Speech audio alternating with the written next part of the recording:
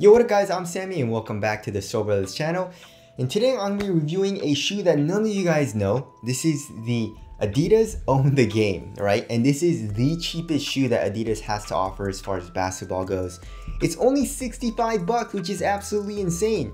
I feel like Nike's cheapest shoe, it's probably like the Flyby, but I think that's like 70 bucks, which is pretty close. The Giannis Immortality and the Precision 5 is, I think, is like 70-80 bucks. So anyways, yeah, 65 is very cheap, and it's probably gonna go on sale for like 40-50 bucks, honestly, right? So if you guys do want to cop, I'll leave a link in the description box, but let's get it started off with the Tracciones. And as far as me trying to find the best budget shoe out there, the traction on this was definitely a surprise. I was like, all right, the traction pattern looks terrible. Like, we got some like very sharp lines. It like seems very durable though. Like, the rubber is extremely hard, the tread is super thick as well, and the grooves are deep. So I was like, okay, I mean, if you're gonna play outdoors in it, you should be fine. And obviously it's a $65 shoe, and it says Adiwear here in the forefoot, so cool, you know, it's made for durability. But how is the bite on a clean court, or I guess on the indoor court? And it is really good, surprisingly, right? So I don't know what Adidas is doing. Like, I also like other companies too. Like, for some reason, some of their shoes you would never expect to have good traction, you know what I mean? And then like some of their more expensive models, you're like, okay, they should have good traction. Sometimes they don't, you know what I mean? But I don't know what type of rubber compound Adidas used on this shoe, but it's freaking phenomenal, especially on a clean court. It does pick up dust though. If you're playing on a dusty court, it's gonna pick up dust pretty frequently. You just do a slight wipe and it's pretty clean, you know? But like I said, it does pick up dust pretty fast. So if you're playing on a dusty court, just know that you're gonna have to wipe a lot. But if you do, the bite is really good. If you're playing on a really clean court, I don't know why, but this traction is freaking phenomenal. It has a nice squeak as well, loud squeak too. So, I mean, I was pleasantly surprised. I was like, yo, this is nice. I like playing this right off the bat because of the traction, you know? So the traction, very good. As far as the heel to toe transition goes, it actually wasn't that bad. You know, as far as the overall shape of the sole goes, here in the heel, we got a nice curved shape, as well as a fully exposed midsole, which is super nice. It doesn't feel caged, it doesn't feel stiff or clunky. Here in the heel, we got a nice curved shape as well. And look at this, we have a nice flexible outsole here in the forefoot. So heel to toe transition surprisingly is very smooth. You know, I don't know why, but Adidas usually likes to make a very flat shape, you know, for their outsoles, but here in this shoe they made it pretty curved, which felt quite nice, especially for heel to toe transition. All right, moving on to the cushioning setup. So they're using a light motion, and I don't think I've ever played in light motion foam. This is probably like a different type of light strike. I mean, if you look at it from far away, it looks like light strike because of the pattern on the midsole, but it's light motion.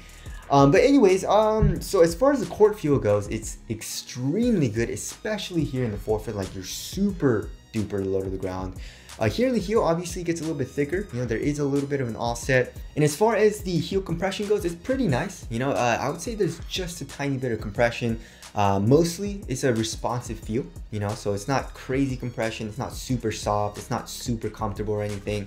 I would say it's just it's definitely better than like EVA or Phylon. I give it that. I'd say it kind of reminds me of like Lunarlon a little bit, you know. It definitely does bottom out as well. So yeah, I mean, impact protection was pretty bad, especially here in the forefoot, like I said, because you're so low to the ground. I mean, landing on the forefoot, that's what you're supposed to do, because when you land on your forefoot, you kind of have like your calves, your knees and stuff like that to absorb that impact, right? But still, like, when I landed on my forefoot pretty hard, it hurt. So impact protection, I would say, wasn't that good. But if you're looking for a responsive feel that's super low to the ground, then this is a great option. Just don't expect all too much from this foam. It's kind of misleading as well, I would say, because he made it look like light strike a little bit. But anyways, there's the cushioning setup. As far as the materials go, I mean, we're not really expecting all too much from $65, right? And we didn't really get a whole lot. You know, we're just getting a very basic mesh material. And it's super thin, you know, it conforms to your foot very well, and it's comfortable. So I really had no complaints, especially here in the forefoot. Around the toe box, we have some fuse for extra added durability, and it stays extremely thin. As you guys can see, look at that. It's just extremely thin here in the midfoot.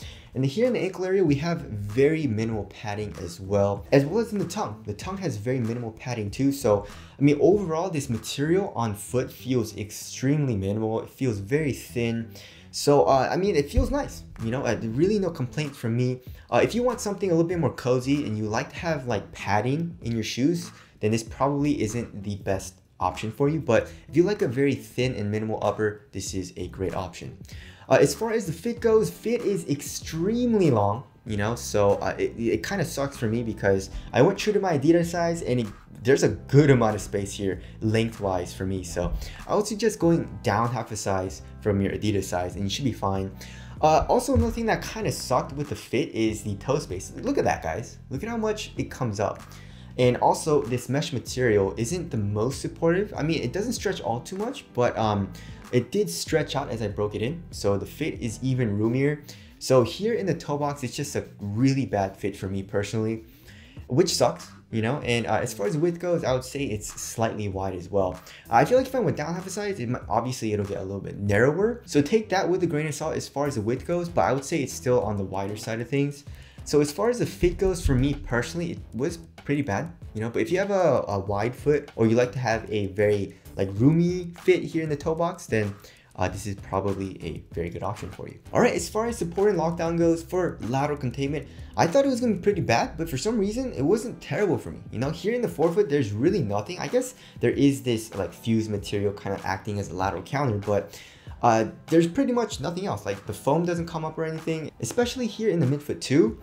But you know, I didn't really have a whole lot of issues with my foot coming out of the footbed that much. But also, I wouldn't say it's the most supportive shoe either. You know what I mean?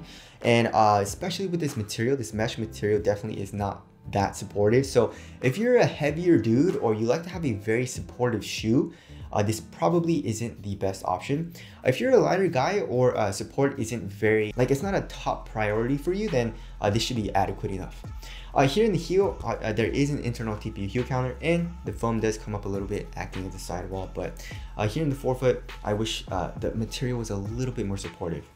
As far as the lateral stability goes, I mean, it's a very wide base. Adidas is really good with this. They make a very low and super wide base actually, so I had no issues with lateral instability. All right, as far as the weight goes, the shoe is probably going to be super light. I'm guessing like 11.11 ounces. That's super light, especially for an Adidas shoe. And we got 11.43 ounces. Ooh, that's like a 0.3 ounce difference. I guess that's not a huge deal. But yeah, okay, so like I said, yeah, the shoe feels extremely light, extremely minimal, and you feel very responsive when you're playing it. You know, the cushion is super responsive, traction is very good, support is adequate. My foot was definitely moving inside of the shoe though, because the fit was a little bit sloppy for me, but that's just from my personal experience. I feel like if you have a very thick or wide foot, or you put an insole in, you're probably not going to experience it as much. But everything else about this shoe, you know, very, very responsive, and it feels overall really nice on foot. Moving on to the ventilation is really good. Like there is a good amount of airflow. I mean, there is a little bit of an underlaying material below this mesh, but it still allows for a little bit of airflow. And like I said, this material is super thin, so it doesn't really retain any of that heat. So ventilation is pretty damn good.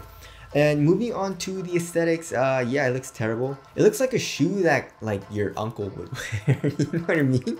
Like it looks terrible, you know? Especially this colorway. I don't know why I got this red color, but yeah, it looks very basic. It looks very cheap. So yeah, tell us what you guys think of the aesthetics down in the comment section below. So wrapping things up, it's awesome. I was pleasantly surprised. 65 bucks?